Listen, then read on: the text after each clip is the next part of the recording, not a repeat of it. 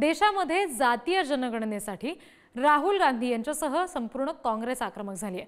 मोदींनी जातीय जनगणना करावी, अन्यथा पुढचे पंतप्रधान करताना दिसतील असं म्हटलं गेलंय। लोकसभेचे विरोधी पक्षनेते राहुल गांधी यांनी हे वक्तव्य केलंय। सौंदर्य स्पर्धांमध्ये देशातील 90% वर्गातील कुणी नसतं, मिस इंडिया स्पर्धेत दलित, ओबीसी, अल्पसंख्याक कुणीच नसतं असंही राहुल गांधी म्हणाले। राहुल गांधी बालबुद्धी अशी टीका भाजप नेते किरण रिजिजू यांनी केलेली आहे। राहुल गांधींनी मागास समाजाची चेष्टा करू नये असा इशारा सुद्धा रिजिजू यांनी दिला। जनता से ऑर्डर आ गया है, प्रधानमंत्री जी को ये बात एक्सेप्ट कर देनी चाहिए और ऑर्डर लागू कर देना चाहिए, और अगर नहीं करेंगे तो फिर दूसरे प्रधानमंत्री करेंगे।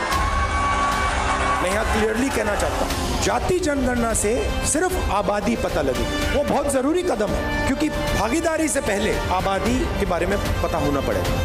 मैंने मिस इंडिया की लिस्ट निकाली, कहा ठीक है देखते हैं।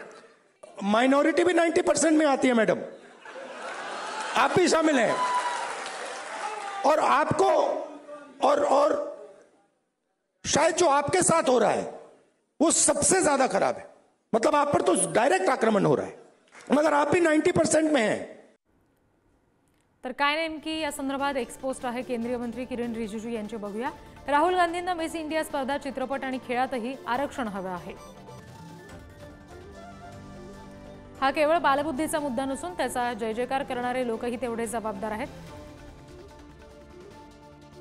बालबुद्धी मनोरंजनासाठी चांगली असू शकते, मात्र समाजात फूट पाडण्याच्या चालीत आमच्या मागास समाजाची चेष्टा करू नका।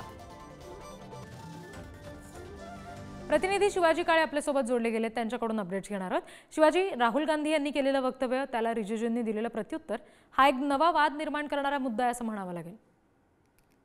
दोन्ही मुद्दे महत्त्वाचे आहेत। एकंदरीत विरोधी पक्षांच्या नेत्यांनी जो मुद्दा मांडलेला आहे तो प्रथमांगी आपल्याला हास्यास्पद वाटेल, आणि त्याच्यावरती किरण रिजिजू यांनी बालबुद्धी देखील म्हटलेलं आहे। मात्र ज्या समाजाची या यादीमध्ये नाव नाही ते का नाहीयेत, या अगोदर काँग्रेसची देखील 70 वर्ष सत्ता राहिली आहे, त्यावेळेस हा प्रश्न काँग्रेसला का पडला नसेल, आणि भविष्यामध्ये काँग्रेस जर चुका सुधारण्याची इच्छा व्यक्त करत असेल तर त्यावरती देखील गांभीर्यानं पाहणं गरजेचं आहे। सगळ्यात महत्त्वाचं म्हणजे एससी एसटी पर्यंत या योजनांची माहिती का पोहोचली नाही, किंवा ओबीसी पर्यंत का पोहोचली नसेल, की अशा प्रकारची एक स्पर्धा असते आणि त्या स्पर्धेमध्ये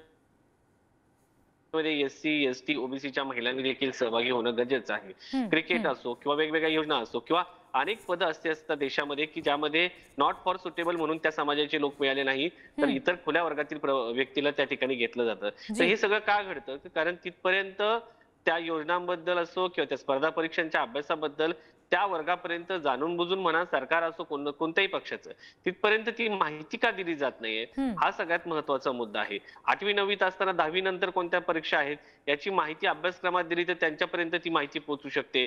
12वी नंतर कोणकोणते कोर्स आहेत ते 12वीच्या अभ्यासक्रमाच्या शेवटच्या एक चॅप्टर त्याच्यामध्ये असावा की विद्यार्थ्यांना हे झाल्यानंतर तुम्हाला कोणत्या संधी आहेत, भविष्यात काय आहे, तर हे मुद्दे या निमित्ताने उपस्थित व्हायला पाहिजेत। मात्र जातीभेद मुद्दा मांडून त्यामधून राजकीय फायदा घेण्यासाठी प्रत्येक राजकीय पक्ष प्रयत्न करतो। एकंदरीत या सगळ्या वादादरम्यान आता काय घडते, त्याचे पडसाद काय उमटतात हे पाहणं महत्त्वाचं असेल।